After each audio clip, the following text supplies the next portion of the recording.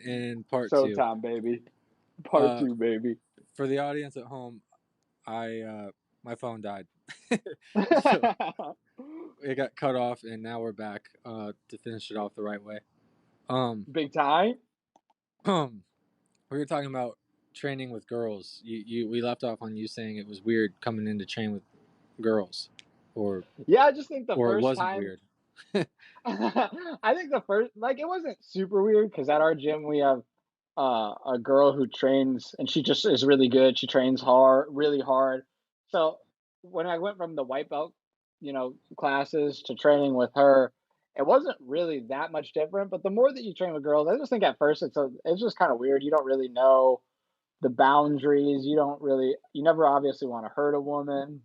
And obviously these girls are super tough and they're trying to submit you and roll hard. So I think at first it's just like a little bit of getting used to being physical with a woman in a space where it's okay. And I mean, I still to this day, like, I do not like wrapping my arms around a girl's throat and trying to choke her out. Like, I almost rather like going for joint locks or like just spending the whole round trying not to get submitted. Because yeah, it's a little weird at first, but obviously you want to be a good training partner, so you have to give them real looks, and they're there primarily to train either for competition against other women that they think may be better than themselves, or if they're training for self-defense, they're probably training to defend themselves against men. So you want to give them a good look. But yeah, it's just a little bit of an adjustment, and you just want to be the best training partner that you can without ever either getting hurt yourself or hurting them. So it's a little bit of an adjustment. Did you feel that way when you had your first couple stints training with women? Yeah, it was a little bit different, and especially in like jujitsu. And I'm gonna bring this a level further after I explain this. But yeah, it was because I came from a little bit of a different background, a little bit more of like a brutal style background. So stepping in the gym and there actually being females that are training, there is like a level of like how hard and how brutal can I be to this, because you look at women as fragile, and a lot of people are raised like you don't beat women, you don't hurt them. You never put But your hands on a woman.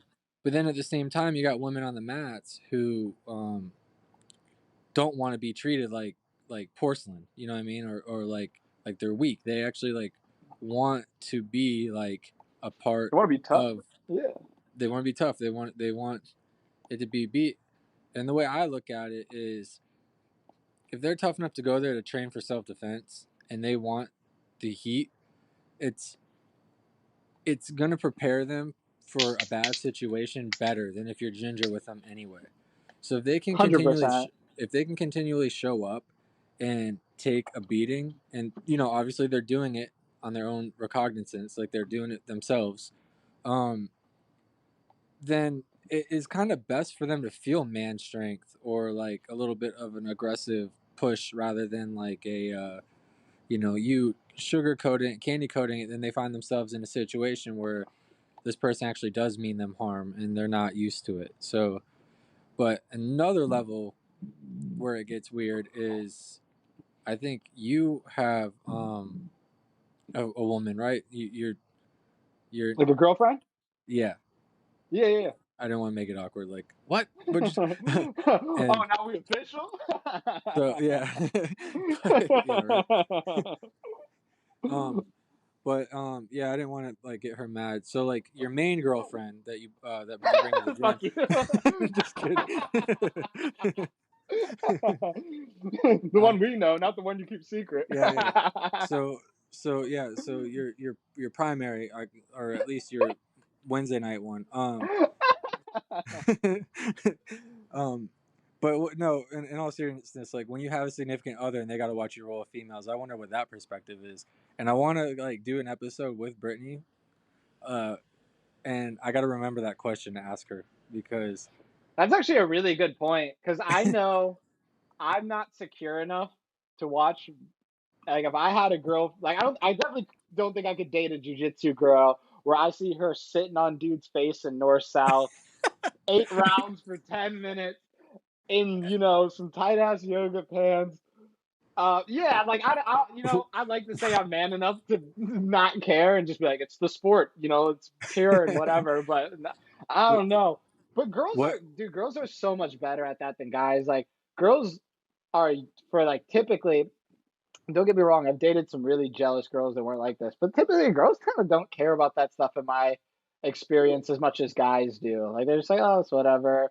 They don't like girls don't care as much if you chit chat with a girl at the bar as long as you're not being like, overly flirty. They're usually a little bit more chill about that kind of stuff in my experience. But I would love to hear a woman's perspective on watching their dudes roll with girls at the gym. what if what if the dude and the girl can both beat your ass? There's nothing you can do. You have to Yeah, watch. really. What you gonna say? Like what if the guy wants to be in her guard and like Yeah, really. Or it's just like, why are you hanging out in that triangle so long? yeah, Like, you're dude, you take got 180 pounds on her. Why are you just letting her sit in north south like that? why are you taking the back so low, bro? Like Yeah, really. you're Get up not there, even going for climb, the choke her neck. out, or hurry up. That's not even proper form, bro. Yeah, That's not quit the pretending. But yeah, I think rolling with women, I think it's really, really, really, really important for girls who want to be in this. I think it's really, really, really important for girls who want to do jujitsu for self defense, especially like girls who are doing it for self defense in like because they don't want to be raped or they want to feel like they can protect themselves if they're out at the bars. Then I think they kind of have to roll with guys. They have to get used to that strength and they have to figure out ways to like navigate strength differences and use techniques to be effective. Otherwise, if you just roll with women, especially women, that are smaller than you or weaker than you, you're never really gonna do any training that imitates or simulates those types of situations that you're training for. it, Totally different if you just want to be a competitor. it's important to simulate as much as you can safely. And I had this conversation, which I just posted part one, I think last night or the night before. But Edward and I from he's a brown belt in Chicago who owns a gym. I had a really good conversation with him, and every gym has like a different kind of like angle, set of principles, like philosophy, and I really agreed with his. Like him and I was on the same uh, mindset as him when I think of like training and what we're doing, because I don't really roll and think of necessarily like scoring jujitsu or point jujitsu. I think of more like control jujitsu and self defense jujitsu. And in all reality, I mean, that's like why it was invented and that's where it started. So, as much as you can simulate safely, um, I think that is the best preparation you can get. And especially being a female, and especially being female in today's world that seems to go rather light on men who sexually abuse, or it's going to be a requirement. I mean, my daughter, well, soon to be daughters, are free to do whatever they want. If they're not into it, it's fine, but they are going to be required, and or I will make sure they can keep themselves out of as many bad situations or protect themselves in bad situations as I possibly can. Yeah, So I think, yeah, because oh, go ahead. I think in the old days it used to be kind of like people used to be like, oh, women should know better. They should not dress a certain type of way. They shouldn't be out past dark. They shouldn't be, if they don't want bad things to happen, then why are they drinking? And like, obviously that's like a super out of date way to think about things. And I think it's super important for girls to be able to train and to be able to do that. And I think for the most part, the girls that I train with, and, it's just a few, there's not like our gym's like 50-50 or something like that. It's probably 90% men. But the girls that I train with, they like training with the guys. Mhm. They like Yeah. training with the guys. They train hard. They usually at the gyms, like at least the girls at our gym usually have some of the best technique in the gym because they do constantly have to compensate for strength and size with the men that they roll with. And they're usually really, really good at jujitsu. Yeah, and they handle competition really well. I don't know if you've noticed. They seem to be more laid back and in their head and just go with the flow state than like most of the guys are like, I gotta train hard, I gotta train hard, I gotta get going, I haven't trained enough today. Oh man, I'm disappointed in my performance. I don't know how I feel. I I gotta kind of feel like eat a bitch. 10,000 calories. I gotta fucking lift weights Oh my 10 times a gosh. week now because I And then gotta. They're the just like, I just show up, get it done. the girls are, yeah, they're just like, yeah, I'm competing this weekend, out of sight, out of mind. I'll deal with it when I get there. And it's like that's the winner right there. Like, And you they take know. losses way better than the guys. Like I've noticed when, you know, even if there's like tears or something, it's like the next day, they're like, whatever, I lost, I'm back to it. But I've noticed, sometimes sometimes when the guys lose in competition, they come back and it's like they got to beat up everybody at the gym on that next Monday or that next Tuesday. It's like everybody else has to pay for it. And everybody else uh has got to get that competition speed, which I get. That's probably how I'm going to be if I don't win my first competition on Saturday. Like, you know, honest to God. oh, you're doing pans. I'm not doing pans. No, I'm just doing a local one in Fort Lauderdale with my Oh, that's right. nephew. He asked me to do one with him. Yeah, I thought about doing pans, but I don't like I don't have any like real like want to be a jujitsu competitor and like be like a top jujitsu competitor. I just love doing jujitsu. I feel like I should do some competitions. I want to really work on getting my blue belt, and I know that doing competitions is going to help me get that blue belt because I want to get my blue belt this year. So I'm just like I got to get in some competitions, and it seemed like a good one to start with. It's no gi, there's no heel hooks or anything. I'm just going there and just try and throw some kids around. I'm only 155 pounds right now, so I'm just going there to try and put some kids on their neck. Yeah, I mean, I don't really like MMA. It's like you get excited to like have a fight. Like you have one focus, you have an opponent, you prepare for one thing. It's pretty straightforward, and there's so many possibilities. But when it comes to jujitsu, it's like to me just like I think I want to try. I think one of my goals is, I mean, I'm still getting healthy and bouncing back and getting into shape. I think one of my goals is to try to get like a fight to win, like just me one on one. Um, Instead of I think having to that would be roll more with, fun too. I tend to have the division that gets stacked. Like, and even Zach said, he said that he thinks that my division is generally the toughest. My weight, my You like, probably have the most competitors in your division too. So, because there's guys who will go up and compete and they might have one match, lose, and get on the podium, but you might have six matches and have to win four of them to get on the podium. yeah. And I And you have don't know no why. idea who you're going to go against too. It's like so interesting in a jiu-jitsu competition. You show up and you might have a guy who's like a leg lock specialist who loves playing off of his back, and you have to be prepared for that. The next guy might be like an NCAA Division One college wrestler who's like And a savage playing the top and like really good at darces and guillotines and stuff like that. And you might fight someone who's balanced. So you have no idea what you're going into. So you really have to like focus on I'm, perfecting your game and not have a game plan for what you're going to go see.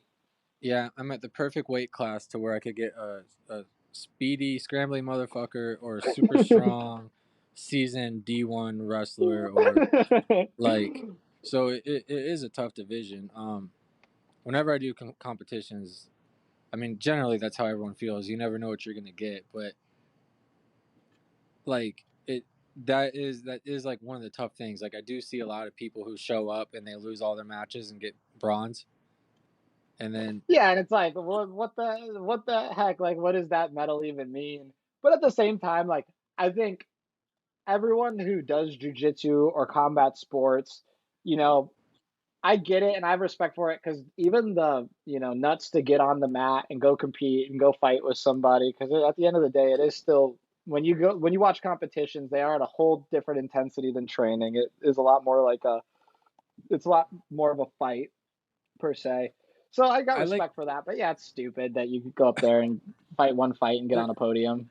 and it's just become, in my opinion, and I'm gonna sound like I'm hating so much on it, and I do think there's a lot of good in doing it, and I do like certain aspects of it. It's just like the tournament itself is just not like it's always a long day. You never know what time you're gonna go. You never know how many people you got, and then like you don't know if you're going to be going back to back to back to back, or if you're going to roll once, wait 30 minutes, get cold, and have to jump on again. Like, so it's kind of like, I guess, somewhat brings the best out of you. Slash, like, it's a long day, and there's a lot of mental hurdles to get over, which I think is, great. But at the same time, I don't know. There's just like Oh, dude, the I totally agree. I'm so nervous for this competition. Like, I keep thinking, oh my God, what if I get hurt? Like, I've got like two, minor-ish injuries that I'm getting over. And it's like, oh my God, what if I go out there and some fucking idiot from Fort Lauderdale just goes in and tries to rip my ankle off, or like, tries to pop my arm off in an arm bar and doesn't give me time to tap, or I don't give myself time to tap, or something like that. But I think that's like why I need to do it, is because I'm like nervous about it. If like I want to bitch out, I want to text my brother and be like, I don't really want to do it. I don't, I hopefully I go to sign up and it's too late or whatever. But it's always things like that that push you out of your comfort zone, and that you're nervous about, that you do, and you're like, I'm so fucking happy that I did that. I feel better now. I was nervous about it, and it was actually so much fun. You make friends, you meet people from other parts of the state that are into the same thing that you are. yeah, that's the thing, man. Is like that's what I'm talking about. The mental challenge is great. Um, I gotta go and home. I gotta go there, get that gold, bring it back, show it to professor, keep coming to class, and get my second stripe, because I have to get my blue belt in the next 9 months. I want to get it this year. uh, yeah, I don't know how the promotion system works at our gym, so I can't help you, bro. But I Oh, hope I you get it all I too. know is I just gotta keep showing up, dude. I'm feeling really confident about getting it this year. It took me 1 year to get one stripe. I'm gonna get the rest of them hoes this year. Yeah, you're on the blue belt road already, especially when it comes to Yeah. strength. Oh, and then I'm gonna Um, be a blue belt. It's probably gonna take me 3 years to get my purple, but whatever. That's just the way it is. I don't want to get it unless I've earned it. I want to circle back and get back to the music a little bit. Oh yeah, yeah, yeah. Um, what I've always wondered this, and I'm pretty sure I know the answer, but what is the method for making music? Like, and I know it's probably relative, but like, do you have, does it ever just start with a bass line? Do you always start with the beat? Does it start with the lyrics? Is it always different? What is it like?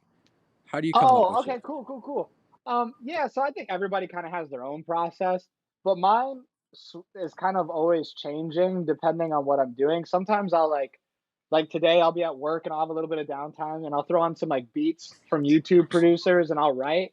And then I might come home and make a beat and then just like play that verse over the beat and be like, I don't like this, or this is hot. Let me write the rest of the song. But when I'm producing and I'm making music from scratch, which is like 90% of the time, I usually like to start with either chords or drums, because I feel like the drum, like the rhythm can really inspire the rest of the music, or the chords are kind of like, I would say chords are like kind of like the foundation to a home. It's like that like sonic bedrock that you can like build upon, and everything kind of gets based off that. And a bass line is very similar. Like if you have a bass line, then you have like a foundation, because if I have a bass line that's like a 1 3 4 6 2 5 or whatever, I know the chords need to match up with that.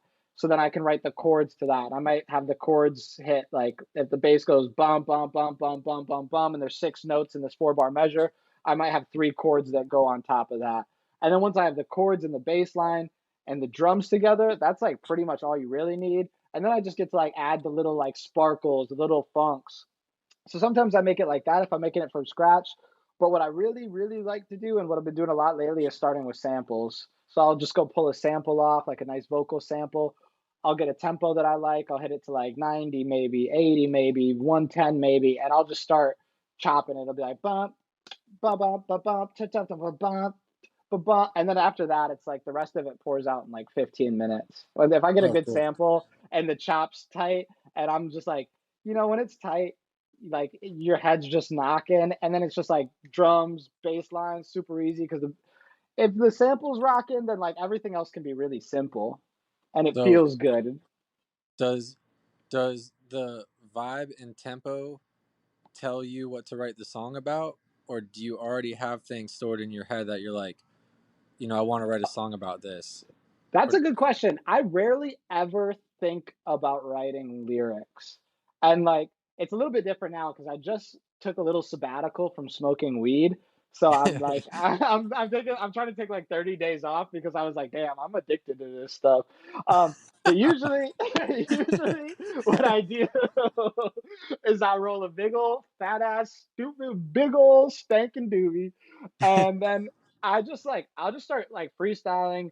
I'll start humming and then I'll start making words. And then like one song on my album, I remember I was just like, ba, ba, ba, I belong on the bottom shelf because you don't like. And that was like Pretty Little Pennies. And that line or came up.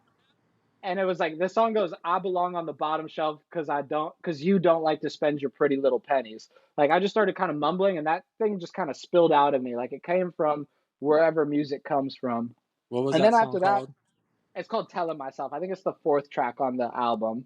Because I've been listening So to Make It Count, so I think that comes on after it's the Make It song Count. right after it. Yeah, yeah, yeah. Yeah. Okay. And even make it count. Like I when I wrote Make It Count, I wrote the hook first, and it was like I can't even think of how the hook goes. But back to Telling Myself. When I wrote that, I put the first line, and I was like, oh, let's write a song about how I love cheap alcohol. Like I just like I've never been the guy to be like, let's get $45 bottle of Henny. I'm like, let's get the $12 bottle of Windsor and then let's get some get then let's buy something else cool and have a good night with the rest of the cash. So then I was like, oh, wouldn't it be cool to write a song where like I'm the cheap bottle of alcohol and this girl likes me because she doesn't like spending money on lavish stuff. So sometimes it's just like a line comes out and that's like what the whole song's about. And that's usually how lyrics work for me. And then when I write raps, I just try and write bars like I want them to feel like sword fighting. Like I just write raps to sound impressive for the most part. I They're just want pretty that good. shit to I be mean, like kung fu fighting. I sent your album to my buddy who actually has a degree from Berkeley, Oh, and for real? yeah, to stroke your ego a little bit, he responded and said it's solid, and he liked what's it called, AM, or what is it, 1 one a.m. AM, 1 AM. Yeah, yeah, yeah. That's See, super that's what tight. inspired me to spell your name like that, Yeah, because because I you, spelled it out phonetically. yeah. So that's why I put your name in here as the way I did Oh, it. that's super. What's up, dude? I would. Does he live out here in Florida? He lives out here in Florida. Yep. One of my best. One of these days, you're gonna have to connect us. Yeah, one of my best friends, bro. Anytime, and we're right around the corner from the gym. Like I work with him and stuff too. So like, Oh, for real? yeah, he listens to this podcast. So yeah, Oh, anytime. sweet. So here. Yeah, I would love to.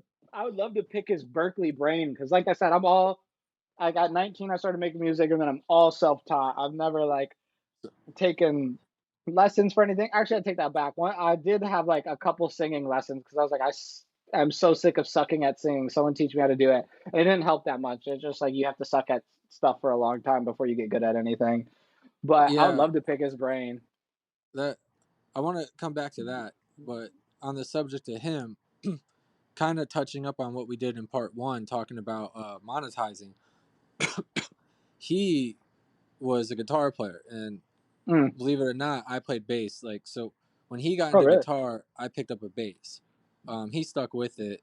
I didn't really stick with it. I did like a little bit of slap pop bass, and I played it, pretty consistently for a while. But I let it go.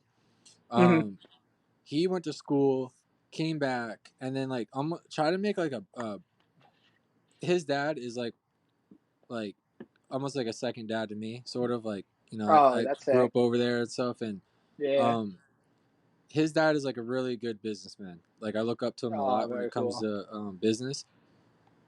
So all this ties together because James comes back from school, that school, wants to take music seriously. He goes to make a band, and they're running it like a business.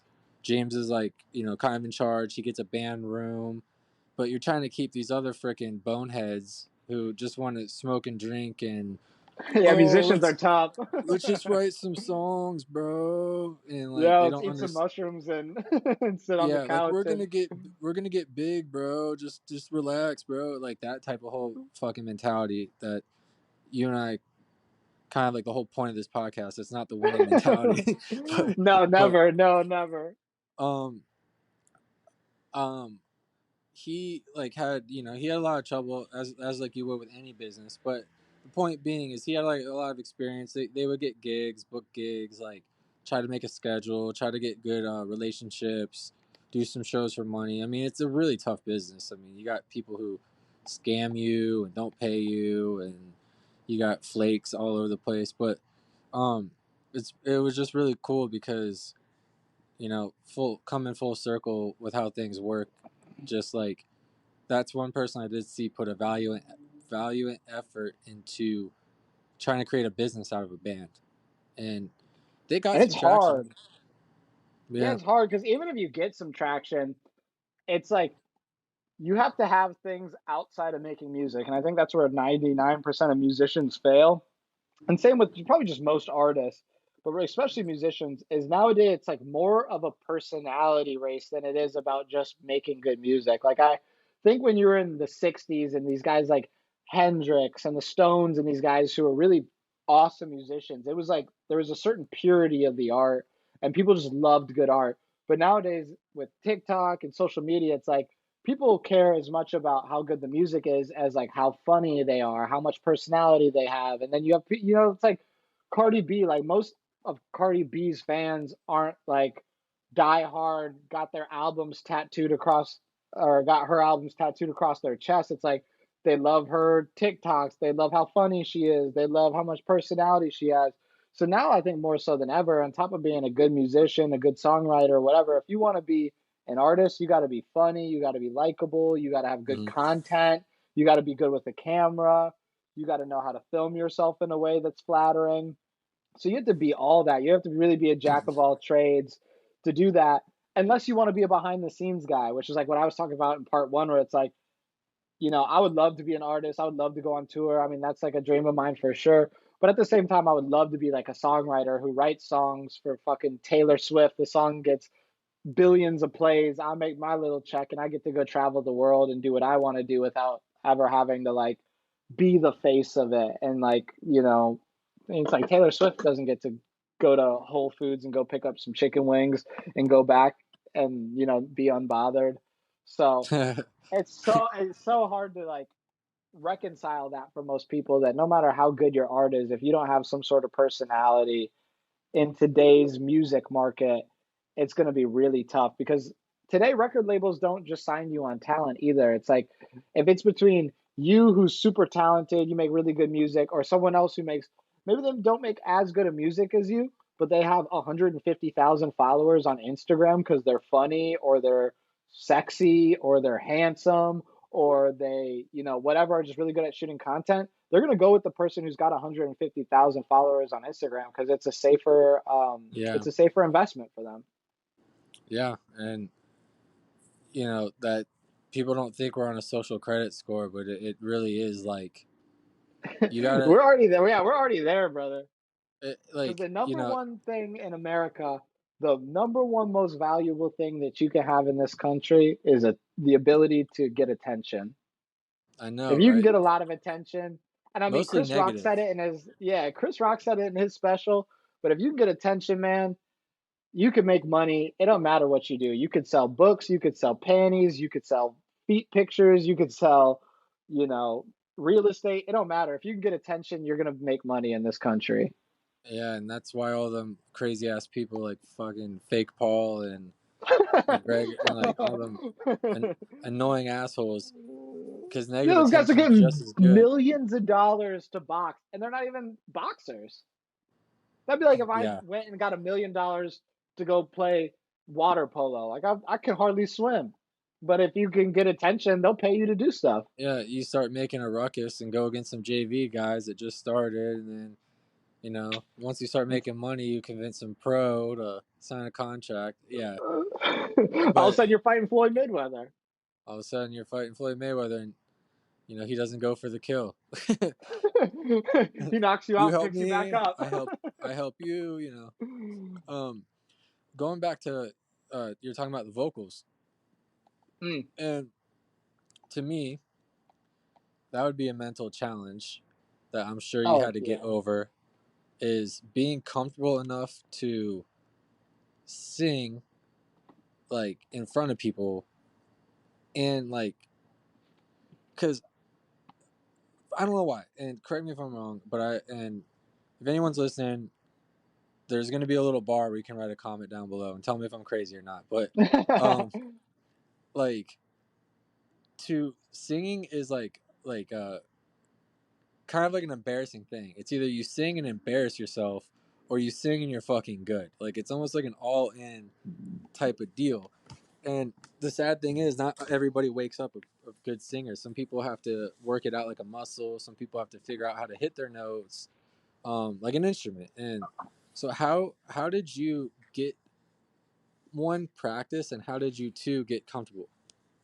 Well, luckily for me, I'm just stubborn and obsessed with music, and I get obsessed with things. Like it's kind of like how I am with jujitsu. Like I just get obsessed with it, and you have to realize like with anything you do that you want to be good at, you have to be comfortable being bad at it. Like I hear a lot of comedians talk about how, you're gonna have to put in like 5 to 10 years of open mics and shitty sets before anybody gives a fuck who you are. And that's just like the way it goes. So it was the same for me as singing. I just took that approach. I was like, I'm really bad at this. I'm almost tone deaf. It doesn't make any sense that I can't sing at all. Why can't I?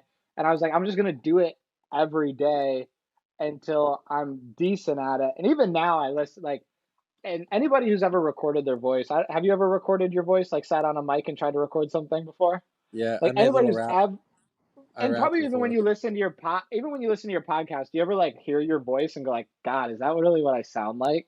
Yeah, yeah. Yeah. So everyone who's ever heard themselves recorded can relate to that. So you kind of just go from that to like kind of liking it to like, and it goes and you kind of have breakthroughs, kind of like probably you do in jujitsu or anything that you work at. It's like, oh, today actually that was actually good. And then you go through stints where you sound really bad for a while and you kind of learn to write for your voice, or at least I did, where I was like, okay, I'm never going to be Whitney Houston. I'm never going to be Elton John. I'm never going to be Robert Plant. I'm never going to be X, Y, and Z. So I can't try and write songs like these guys. I have to write songs that I can sing and that I think sound good. So I kind of had to deal with that for a while and learn it. And I still get so nervous to sing in front of people because it is embarrassing. There's nothing more embarrassing than singing bad in front of people when you're trying to take yourself seriously as an artist, especially if you're Hmm. not like trained how to sing. So a lot of times when I perform, I'll choose my rap songs because I can like rapping for me is super easy to do in front of people because like I walk on stage like I look like a little Jewish kid. People don't expect me to rap good. I go up there and rap good and they're super impressed. But if I go up there and sing and I don't sound great, especially if I'm going up on an open mic after some girl who's just like I'm like killing it, then like I'm gonna look like a fool. So I usually actually kind of shy away from singing in performances because rapping for me is just so much easier. It's more of my comfort zone. It's what I started doing. And like the worst thing you can do when you're rapping is forget the lyrics. And like people don't know the lyrics, so you can usually just kind of bullshit your way through it. But yeah, it's kind of terrifying. You got some bars? I always got bars. I'd have to pull up my notes on here to get them out, We but we should close this out with some bar action if you're down. some bar Like action. Let me like see if I got some off the top of my head. Oh yeah, I mean I got songs on the album, whatever. well, we don't have to Um close it out yet. I was just saying like when we okay, yeah, wrap it up like whenever you're ready, I'll close it up with a couple bars. that. Yeah, so that means people have to listen till the end to get a little Yeah, sample of listen to the Tommy end to get a Nels. little sprinkle on top of the cake. It's a little magic dust. Do you listen to your own music? Like, do you like what? Like, do Oh, you? I'm always my. You know how Spotify Rap like shows you who you're most listened to? Mm, I'm always my own first or second most listened to artist. which is good, right? Like, you want to enjoy your own music. I think it is and it isn't because like I listen to it so much that I get to a point where I'm like, I hate this, but because I do my own engineering, I have to listen to my music a lot to hear what I don't like about it, to know what I have to correct on my next mix and master. So for me, it's kind of like a blessing and a curse. Like I love my music at first and I slowly start to hate it. But as I start to hate it, I pinpoint things that I can improve on for my next mix and master when I'm in that engineering part of the music. So I listen to my music to death. I'm always one of my most listened to artists. And I'm sure if like Spotify for artists showed me who listened to my music the most, which it doesn't, it would show that I'm probably one of the top listeners of my own music. That's good. Did So yeah, it's a blessing and a curse. I mean, you gotta like your own jams, and you gotta be critical if you're trying to get better. So it does make sense. I just Yeah, didn't and know if you're if like, you don't like it, then but I am kind of the person who's like once it's out, I'll usually let it breathe for a couple months and then I revisit stuff because like in the way that I mix and master my songs and the way that I record them and because I'm making the production, I might listen like if the kick is the first sound on the beat, I might have heard the sound of that kick like 5,000 times before that song comes out. hmm So it's by the time the song's coming out, I'm like so sick of listening to it because like I've heard every sound on that beat so many times when I was recording it, and it might have taken me 200 takes to get the recordings right, and that's like something I'm trying to improve on is my recording quality, and then I might listen to the whole song another 200 to 500 times getting the mix right, and sometimes like I might just listen to a phrase 50 times to get that sounding right. And then by the time that it's all the way done and I'm happy with it and I'm ready for it to come out, I'm like, yo, I don't want to listen to this all. And then I have to listen to it a couple times when it hits platforms because I use the distributor DistroKid. If there's any artists listening, I highly recommend using DistroKid. It's like 20 bucks a year. Makes it super easy for you to upload your music to all streaming platforms. Um, but the thing I don't like is Spotify compresses the wave file a little bit different than Apple Music does, and then YouTube does, because they all have their own like mm, different sound parameters. So they unfortunately they do modify the audio a little bit, and I haven't gone in a deep enough dive to like be like, okay, I want to make this song compressed down to -2 decibels this way because it's going to Spotify. Like I don't care enough. But then I do listen to it when it hits the streaming platforms to make sure they didn't just like completely ruin the master or something. And then like I said, I've had to go in before it hits Spotify. I have to take it down and then re-upload it because for some reason like the bass sounds flat, and I got to go fix it because they compress the file when it goes into Spotify. So jeez. I yeah, I mean it's a tedious thing, but if you want to put out good quality product, it's just one of those things you got to do.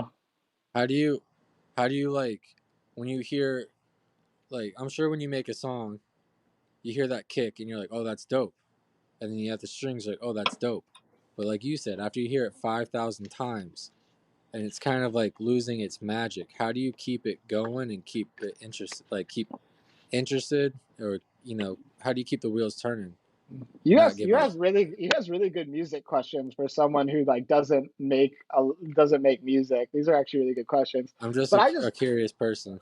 yeah, those are good questions though. I just work on multiple things at once.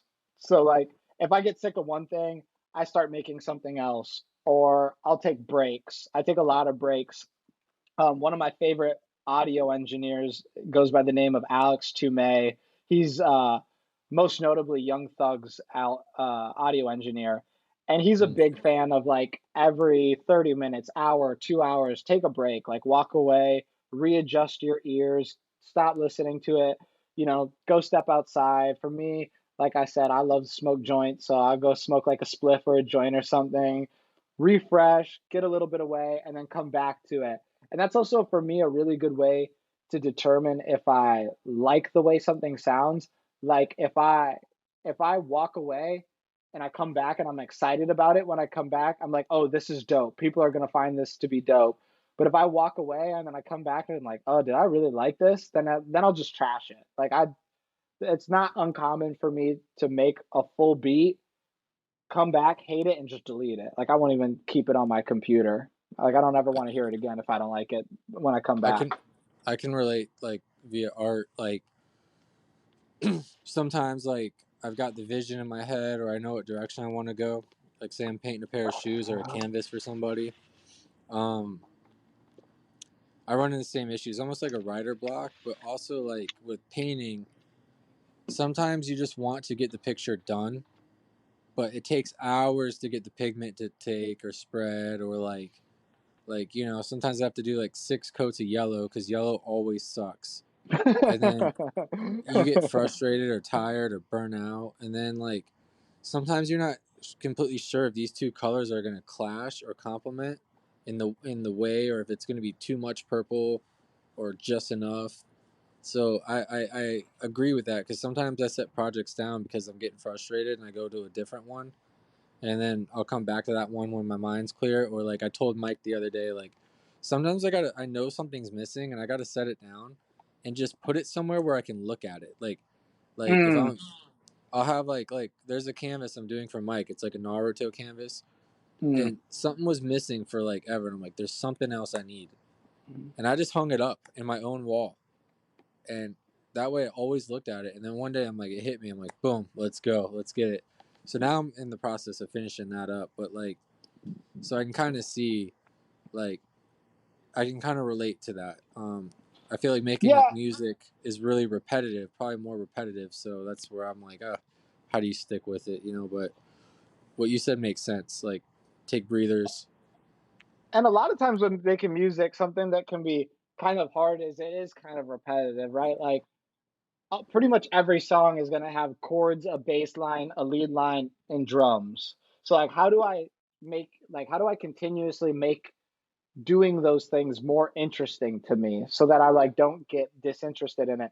So for me, like the ways I do that is I'll be like, I'll buy a new software plugin or like a new keyboard sound and be like, oh, that inspires me to make something new. Or I'll get a new piece of equipment. Like I'll get like a MPC or something. It's like, okay, now I have to learn how to make music on that. And because I have to learn a new like route to the destination, it opens up all these different creative pathways within me to get to this new thing. And all of a sudden, I'm like creating stuff I never would have thought I would have made before just because I bought a new piece of equipment. So sometimes it's like, Mm, I don't even buy equipment because I need it. I buy equipment because I'm uninspired. And I know that if I learn a new instrument, if I do X, Y, or Z, like it's going to make me think outside the box. And another way that I like really address it that I think every musician should do and invest time in, and it took me a really long time to understand how important it is to set up workflows that make it efficient. Like it shouldn't take you 5 minutes to pull up your favorite keyboard sound. Like you need to have it so when you open up the program, that's already like native to what's on your keyboard, so you can just get to writing, or like make it so that there's some drum sounds that are just as soon as I open up the software and I want to write, that there's some drum sounds in there so I can just start writing drum pass, even if it's not the one that's going to be on the song, just something mm, to write with. Because for a long time I didn't have any presets set up. I didn't have any templates set up on my programs. And templates would just be like, okay, I open up the program, there's a bass sound, there's a guitar sound, there's a piano sound, there's drum sounds. And I would spend all this wasted time like loading those things up into the software. And sometimes like while that's loading or while I'm wasting times, I'm getting uninspired and I'm like, oh, this sucks now. I don't like it. And a lot of times with making music is it's like I might not really like something until the last elements in it. Like I might make the chords, the drums, and the lead line and be like, this is okay. But then I put the bass in and it like meshes it all together and I'm like, oh my God, this is so dope. I'm so glad I didn't give up on this too early. So by mm, like doing certain things that make my workflow more efficient, it allows me to get to the end result that I know I'm going to like a lot faster, and it keeps me from getting uninspired. Because for me, if like I don't like it after 30 minutes, I'm going to get uninspired. And that doesn't mean it has to be done at 30 minutes, but like I need to have something that makes me want to go forward at that time. Like I like to have things move really fast because for me like creativity and art and inspiration, it should move fast. Like there shouldn't be a lot of roadblocks. There shouldn't be a lot of thinking. There shouldn't be a lot of like, what goes here? It should just like you just need to keep moving. At least I do. I know some people like I've have friends who make music who are producers who might spend like an hour just like getting the right piano sound. I can't work like that. It kills me. Yeah, I imagine like building up efficiency would definitely help. Um, it's probably why you notice like a lot of musicians with like the same patterns, like almost like everything sounds the same, like because they just built up an efficient way to just pump it out. But um, do you have like, I guess probably have to wrap this up soon, but um, what? How about this? Let's hear what is Tommy Nels, and then I'll give you the opportunity to drop some bars, and then Are you trying to ask how I got the name? yeah. All right. This is this is gonna put some salt and vinegar in some wounds if you have any religious listeners. I promise this is this is a good thing. But did We're you all ever friends when you here. were yeah, we're all friends here. When you were ever in school, did you ever get those little like orange Bibles that people would hand out that could like fit in your pocket? They're like really tiny little Bibles. No. So where I went to high school, we would like people from right where at my high school across the road was a church, and the church would sit out before school and they would hand out these little handheld Bibles. They were like maybe they could fit in the palm of your hand or they could fit in your back pocket. They're about the size of a wallet. Okay. So when I was in ninth grade and I first started smoking weed, I was too young to buy papers. So Oh no. I know where this me is and all going. my friends, me and my friends would rip the pages out of those because there was like 5 or 6 pages in the front where you could like write notes that were blank. So we'd rip those out and we would roll joints with them, and they weren't even sticky. Like we would like lick honey and then lick the paper to like make it stick. I mean, it was just ghetto, but Oh we didn't no. have yeah we didn't have no other way to do it, and yeah, so that was our clever idea. So the first time that we ever did that, we licked the joint, and I grabbed it, and in big bold letters it said copyright Thomas Nelson, and that must have been the guy who was printing the Bibles. So since ninth grade, I was just like, that's gonna be my rap name, and everyone's like, that's so stupid. I was like, no, it's your not stupid, it's your sick, ultra and ego. that's yeah. So ever since, there's a little bit of devilish humor, pun intended, on it. But yeah, that's how I got the name. Is I just like I was with two of my best friends at the time. We did that. We all started kind of cracking up about it. Those are the guys who like I've first started writing songs with, and to this day, I'm not really close with either of them anymore, but they both still hold like a super special place in my heart for the like times we did spend together. And it's just stuck. And I've asked people a couple times because I my producer name is Mad Science. That's like what I put out beats under, and that's what I'm opening my beat store under. It's Mad Science with an X. And I asked people a couple times, should I change my name to that? And they're like, nah, you got to keep Tommy Nels. That's like, there's something Yeah. special about that. That's what it all started as. So that's how I got that name.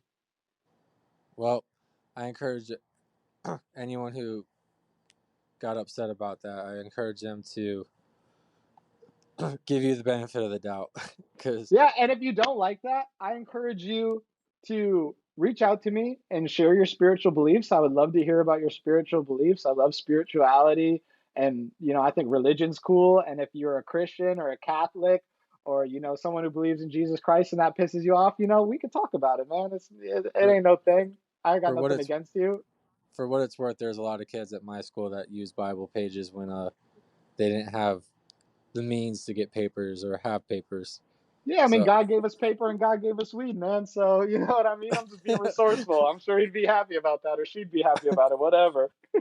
you took the lessons to the dome. Yeah, yeah, yeah. You had to There's smoke no the better verses way to to, write the yeah, there's no verses. better way to ingest the verses, man. It, you have to ingest the verses to spit the verses. On God, you know what I mean? I got to get that ink on my tongue somehow. All right, do you want to kick off a little freestyle sample, or are you good? Okay, I'll spit a couple bars. So the second song on the album goes like this. It goes, I'm putting in work. Why that bitch swerve? Throw him the curve. Why that bitch sink? Why the fun? Actually, you know what? I'm gonna leave it. I'm gonna leave it here because I can't remember it, and I don't have most of these songs memorized. And as soon as I'm gonna get off with you, I'm about to rehearse because I'm gonna do an open mic this Thursday of the album, and I haven't rehearsed at all for it. And I'm not, and I've had 2 or 3 beers since sitting here doing this part two, and I know I'm gonna fuck them up. So, you know what? If you want to hear me rap, please listen to my album. Damn, I feel like I didn't deliver, bro. I feel like I promised people something now. You know I'll what? just have to. Part three, we're gonna do another podcast in a couple of months here, and I'll rap for you guys then when I'm sober or high, or when I'm back on the schmack. You know, like all those good. What are they like? All the good like pay-per-view events. You know how many times they get canceled and rescheduled. So we'll just put it that way. Yeah, this is like I need a rapper to come pinch it for me like I missed weight. Perfect, man. And like, I appreciate you doing it tonight, and appreciate us wrapping it up. Yeah, man, I appreciate you sticking with it. I appreciate us getting this done. And I appreciate you as a friend and somebody I met through the gym at jiu-jitsu. You're a good guy. It's awesome to be able to meet other artists. I think the podcast is fucking sick. If you're listening to it and you're like, I don't know if I want to listen to the next episode of this podcast, you're probably a bitch ass. You need to listen to the next episode of this podcast and keep listening to it. Um, because my friends down here are trying to make shit happen and we're that's gonna make some shit happen. God. That's perfect outro. I gotta save that sample. Yeah, when I fucked up the rapping, you could just spice that in. All right, bro. Enjoy your night. Keep being productive. Keep with the music, bro. And if you need a support group or anyone to listen to anything you're coming up with, Hey, I I'm give gonna you be hitting you up for some my album two art cents. on my next single. You got to do the album art for me. And I'll tell the. I'll do the intro for you, and you got to do the next album art for me. I got you. I'll jump on there and freestyle. All right, bro.